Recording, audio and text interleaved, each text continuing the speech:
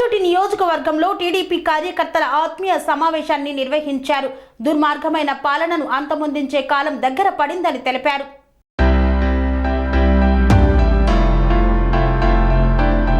అన్నమయ్య జిల్లా రాయచోటి నియోజకవర్గంలో రాష్ట్రంలో నడుస్తున్నటువంటి అరాచక ప్రభుత్వానికి తొందరలోనే బుద్ధి చెప్పాలని రాయచోటి నియోజకవర్గ టీడీపీ ఇన్ఛార్జ్ రాయచోటి మాజీ ఎమ్మెల్యే ఆర్ రమేష్ కుమార్ రెడ్డి పేర్కొన్నారు. తన నివాసంలో నిర్వహించినటువంటి కార్యకర్తల ఆత్మీయ సమ్మేళన సభలో ఆయన మాట్లాడుతూ గత 4 సంవత్సరాలుగా ప్రజలు పడుతున్న బాధలు కష్టాల నుండి విముక్తి పొందాలన్నారు. రాష్ట్రంలో ఎక్కడ చూసినా జరుగుతున్నటువంటి అరాచకాలు విధ్వంస పాలనను ప్రజలు చూస్తున్నారన్నారు. తొందరలోనే ప్రజలు కార్యకర్తలు ఓటుతో బుద్ధి చెప్పాలన్నారు. ఎన్నికల వేళ దగ్గర పడుతున్న సందర్భంగా ప్రతి కార్యకర్త ఒక సైనికుడిలా పనిచేసి ప్రతి ఇంటికి వెళ్లి అరాచక ప్రభుత్వాన్ని గురించి ప్రజలకు వివరించాలన్నారు. ఇదేం కర్మ మన రాష్ట్రానికి కార్యక్రమంలో భాగంగా నియోజకవర్గంలోని ప్రతి ఇంటికి తిరిగి వారు సమస్యలను తెలుసుకున్నారు. ఇక్కడ శాసనసభ్యుడు ఆయన తండ్రి మటుకే ఇక్కడ ఎమ్మెల్యేలుగా ఉన్నారు. ఈ మండలంలో కూడా ఎటువంటి అభివృద్ధి కార్యక్రమాలు కూడా చేసిన పాపన వాళ్ళు ఎక్కడా పోలేదు. కొత్తగా ఒక చిన్న కార్యక్రమాన్ని కూడా తీసుకోలేదు. ఎక్కడి దొంగలు అక్కడే. ఇప్పుడే ఒక సోదరుడు చెప్పాడు, వెలుగందు నీళ్లు. ఈ రోజు కరువు పరిస్థితులు వచ్చినాయి. ఈ మండలంలో భయంకరమైన కరువు ఉంది. ఎక్కడ చూసినా బోర్లు ఎండిపోయినాయి. ఈ 2-3 మండలంలో అన్ని చెరువులు నిండేటివి, భూగర్భ జలాలు ఎక్కడ తగ్గకుండా ఉండేవి. మామిడి చెట్లను కాపాడుకునే ప్రయత్నం ఈ రోజు ఎంత కష్టంగా మారిందో మీ అందరికీ తెలుసు. నీళ్లు లేక ట్యాంకర్ల ద్వారా ఈ రోజు నీళ్లు తీసుకొచ్చి చెట్లను కాకుండా పరిస్థితులు రోజులు వచ్చినాయంటే ఇది చేతగాని శాసనసభ్యుడు చేసిన కార్యక్రమంగా నేను ఈరోజు చెప్తున్నాను. వెలుగంలో నీళ్లను మే జూన్ నెలలోనే కాలువల ద్వారా తీసుకొచ్చే ప్రయత్నం చేస్తుంటే ఈ రోజు గంగనీరు వరకు కూడా నీళ్లు పోయి గంగనీరు రిజర్వాయర్ కూడా నిండే పరిస్థితులు వచ్చాయని కూడా ఈ సందర్భంగా తెలియజేస్తున్నారు. కాలువలు నిన్న దినం ఈ రోజు ఆత్మీయ సమావేశం పెట్టుకోవాలని చెప్పి నిర్ణయించడం, మరి ముఖ్యంగా మీ గ్రామంలో ఉండే నాయకుల పిలుపు మేరకు కేవలం ఒక సెల్ ఫోన్ మెసేజ్ తో ఇక్కడికి వచ్చిన ప్రతి ఒక్కరిని కూడా అభినందిస్తూ ప్రత్యేకంగా నమస్కరిస్తూ ఈరోజు ముఖ్యంగా ఈ సమావేశం ఏర్పాటు చేయడం, రాబోయే ఎన్నికలకు మనం ఎలా సహాయకం కావాలా, రాబోయే ఎన్నికలు మనందరికీ చాలా కీలకమైన ఎన్నికలుగా నేను భావిస్తున్నాను. మనం దాదాపు 1962 కంటే పూర్వం నుంచి జరిగిన పంచాయతీ ఎన్నికల్లో పెద్దలు మా పెదనాయన సూర్యనారాయణ రెడ్డి గారు రాజకీయంగా మా కుటుంబాన్ని ప్రజలకు పరిచయం చేయడం, ఆ తర్వాత ఆయన సబ్ ప్రెసిడెంట్ గా జిల్లా పరిషత్ చైర్మన్ గా సేవలు అందించడం, మరి 62లో ఆయన సమితి ఎలక్షన్ కోసం ఇక్కడికి వచ్చి ఆ ఎన్నికల్లో పాల్గొని ఈ ప్రాంతాన్ని చూసిన తర్వాత మా తండ్రి రాజగోపాల్ రెడ్డి గారు ఇంజనీరింగ్ చదువుకున్న భగవంతుడు ఆయన ఇక్కడికి ఈ ప్రాంతాన్ని ఒకసారి చూసిన తర్వాత ఉద్యోగానికి రాజీనామా చేసి ఈ ప్రాంతాన్ని అభివృద్ధి చేయాలని చెప్పి ఒక లక్ష్యంతో ఆనాడు రాజకీయాలకు రావడం జరిగింది. నిజంగా ఒకసారి ఆలోచన చేస్తే ఆయన మీరు 5 పర్యాయాలు శాసనసభకు ఎన్నిక చేసినారు.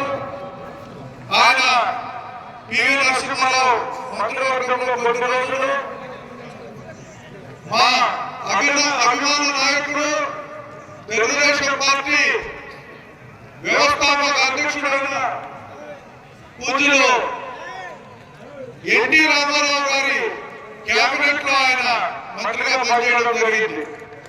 ఎంతో హుందాగా నిజాయితీగా ప్రజలందరూ కూడా వారి ఆదరణ అభిమానాలతో ఆయన జీవితం రాజకీయం కొనసాగించాడు. 1999లో నన్ను అనూహ్యంగా నేను రాజకీయాల్లోకి రావడం, 99లో ఎన్నికల్లో గెలవడం, చంద్రబాబు గారి నాయకత్వాన ఈ ప్రాంతంలో శాసనసభకు పనిచేయడం, మనం ఒక పక్క అభివృద్ధిని సంబంధించి సంక్షేమ అభివృద్ధిని రెండింటిని కూడా సమాంతరంగా తీసుకుపోయి ఈ ప్రాంతంలో ఒక క్రమశిక్షణమైన కుటుంబాలన్నింటినీ కూడా మనం తీసుకురావడం జరిగింది. ఎందుకంటే ఎక్కడ ఫ్యాక్షన్ గొడవలు లేవు, ఎక్కడ అవినీతి చేయలేదు, ఎవరు ఎవరి ఆస్తులను దోచుకోలేదు, నిజాయితీ గల పౌరులుగా కూడా పనిచేయడం ఎంతో సంతోషంగా ఉంది.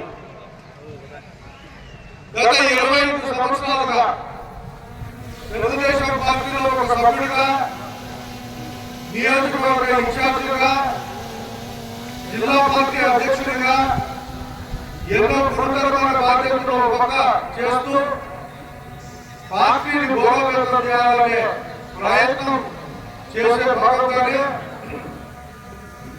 14లో కానీ 19లో కానీ 2009లో పార్లమెంట్ ఓడిపోవడం కూడా జరిగింది. అయినా సరే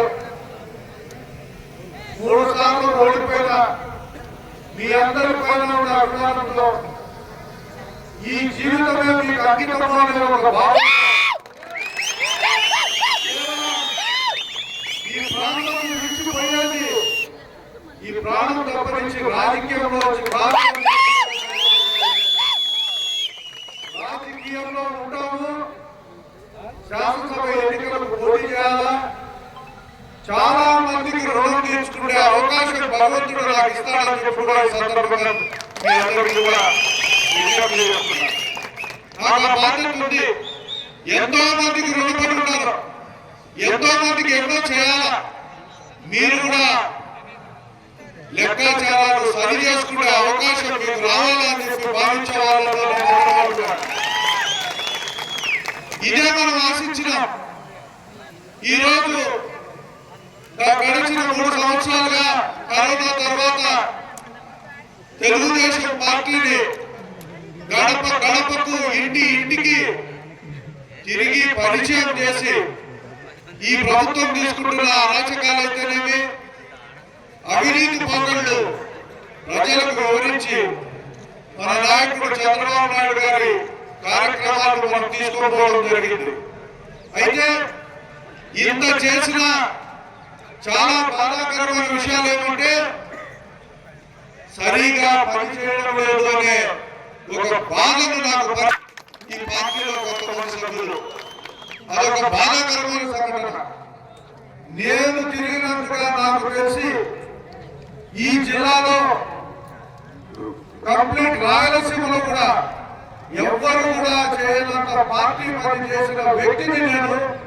అయితే ఈరోజు పార్టీలో కొంతమంది ఇటువంటి సమాచారాన్ని దాచిపెట్టి అధినాయకుడికి నేను ఏ పని చేయలేదని చెప్పడం చూస్తే చాలా బాధాకరమైంది. కొత్తగా వచ్చిన వ్యక్తులు ఈరోజు ఇతర పార్టీల నుంచి వస్తారు. ఎన్నికల్లో ఎన్నో ప్రభావాలు పెట్టాలని పార్టీనే ప్రభావం పెట్టే పరిస్థితులు ఈరోజు ఉన్నాయి. టికెట్ తీసుకోవాలనే ఒక ప్రయత్నం ఒక జరుగుతూ ఉంది. ఇవన్నీ మనకు చాలా కష్టంగా కూడా ఉంటాయి, వినేదానికైనా చెప్పేదానికైనా కూడా.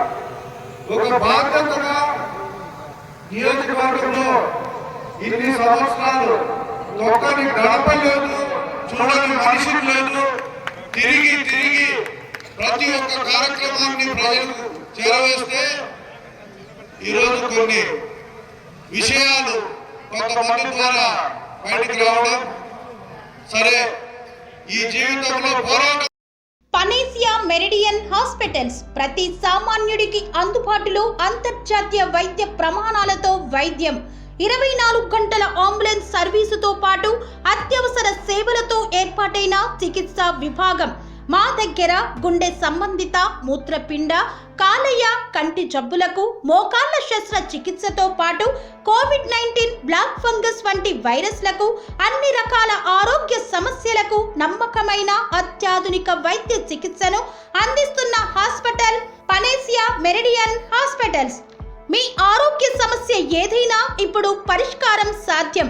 సంపూర్ణ ఆరోగ్యం కోసం సంప్రదించండి Panacea Meridian Hospitals, opposite Bheeramguda Kaman, RC Puram, Sangareddy district, pin code 502032. సంప్రదించాల్సిన ఫోన్ నెంబర్ 0845524177 మరియు 7893757770.